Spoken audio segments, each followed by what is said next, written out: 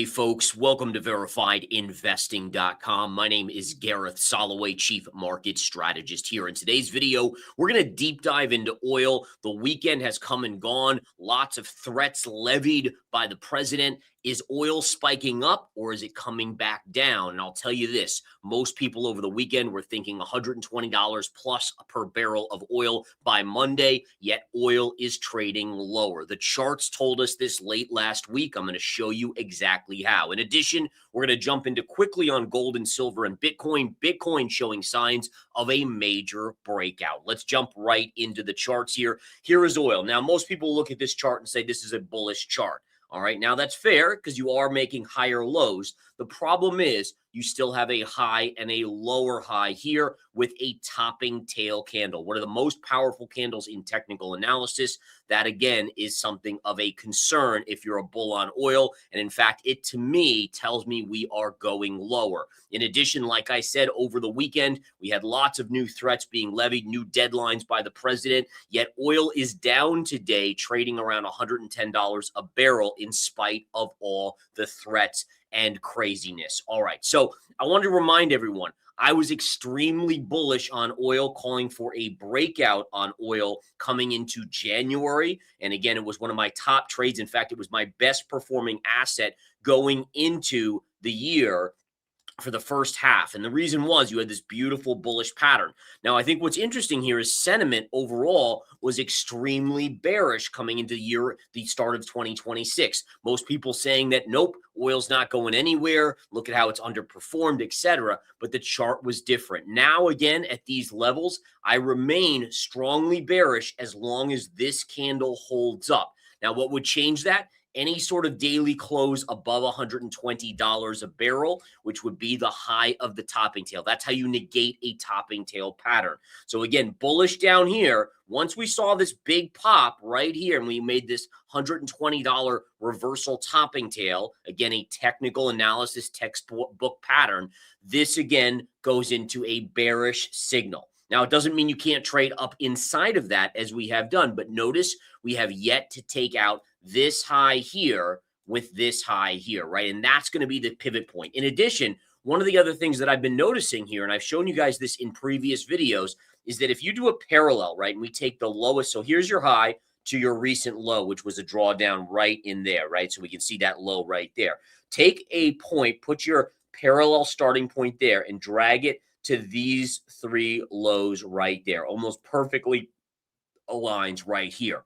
Now extend that up to the highest point right here, okay? So this highest point right there, and look at how price has respected that parallel. This is why I love technical analysis. And most people, when they think about technical analysis, right, they think about crazy indicators, all this MACD and RSI and all this other stuff.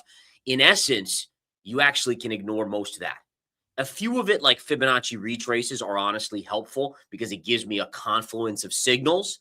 But overall, the beauty of it is it's all in the charts already just by drawing your parallels and your trend lines. That's it.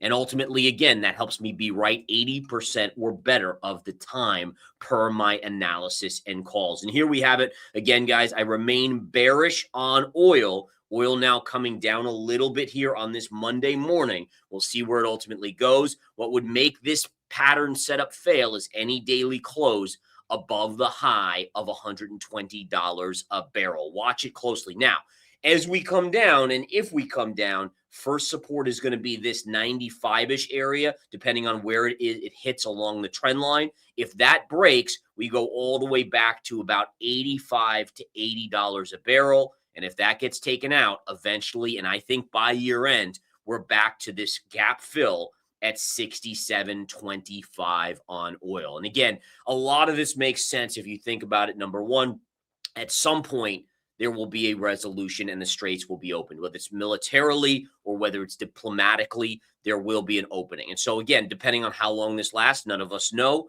but we know the president is under pressure to get prices down at the pump. with the midterms coming and obviously all of that other stuff. And what I think is so interesting here, and this tells me institutional money's hard at work, is that over the weekend when you saw the fighter jets, the jets shot down by Iran over Iran, we had the heroic rescue of an airman there that had been in Iran and had been rescued or has been rescued by the US.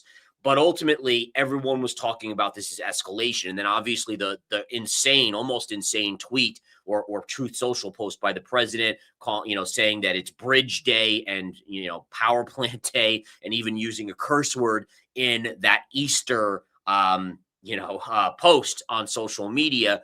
Everyone was saying, oh, it's escalating, yet oil is down. And you have to ask yourself, why is oil down? Is it because really it's escalating, or is it because institutional money is starting to position for something coming? And again, I'm not going to pretend to know necessarily the nuances. All I do is I read the charts, and that gives me a high probability solution or situation. Okay, so that's what we have on oil, guys. Again, I am bearish on oil, and yes, I am short. Right now, I'm fractionally out of the money, as again, I've accumulated my short on the way up here, starting with this retrace here, and then adding up here and adding again up in this range, bringing my average right around 100, just under 110, about $108 a barrel overall. Now, if we go to gold, let's take a look at where gold stands today real quick. If we look at gold, gold is flattish to positive. Remember, I went bullish on gold in the very short term off of this 44 to 4,300 level. We've gotten that bounce.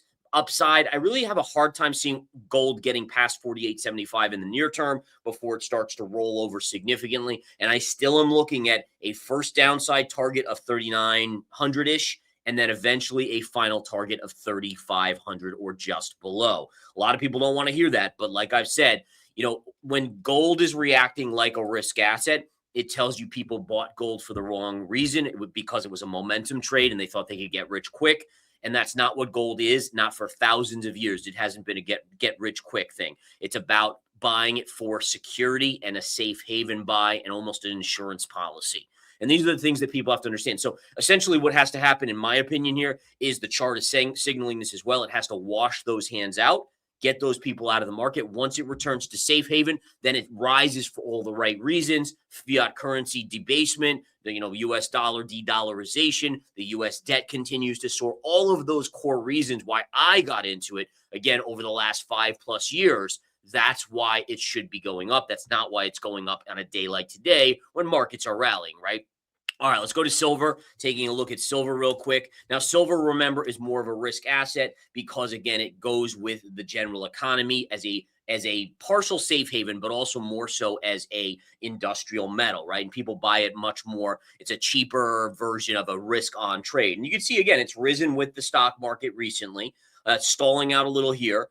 Maybe we get up to 82 or so, but I still see that $49 to $54. And I still remember when I was talking over here, all right, when we were at the highs and I said, guys, eventually this is going back to 50. People just they just went nuts on me. And again, the beauty of that is that's showing human emotion, and it tells me something about the trade. And it says, okay, these people bought it to get rich quick, just like they bought Dogecoin back in the day when it was popping, just like they buy lots of other things to get rich quick.